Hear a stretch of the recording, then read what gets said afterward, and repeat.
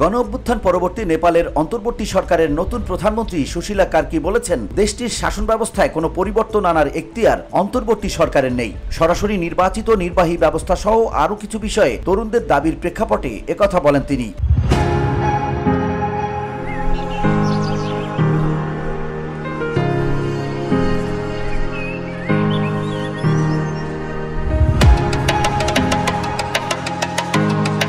গেল বৃহস্পতিবার জাতির উদ্দেশ্যে ভাষণ দেওয়ার সময় সুশীলা কার্কি বলেন, শাসন ব্যবস্থায় কোনো সংস্কার বা পরিবর্তনের এখতিয়ার বর্তমান সরকারের নেই। এমন কোনো পরিবর্তন এই সরকারের পক্ষে করা সম্ভব নয়। বক্তব্যে তিনি এও স্পষ্ট উল্লেখ করেন যে অন্তর্বর্তী সরকারের প্রধান অগ্রাধিকার আসন্ন নির্বাচনের ব্যবস্থা করা। এছাড়া তিনি জানান, বিদেশে কর্মরত নেপালিদের ভোট প্রদানের সুযোগ দেওয়া নিয়ে নির্বাচন কমিশনের সঙ্গে আলোচনা চলছে।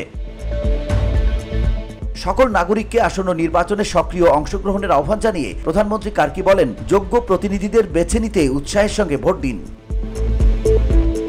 এছাড়া অভিবাসী শ্রমিকদের অধিকার সুরক্ষা ও প্রবাসী নেপালিদের সাংবিধানিকভাবে গ্রহণযোগ্য দাবি সমাধানে সরকার প্রতিশ্রুতিবদ্ধ বলেও আশ্বস্ত করেন তিনি। VOD Bangla news desk.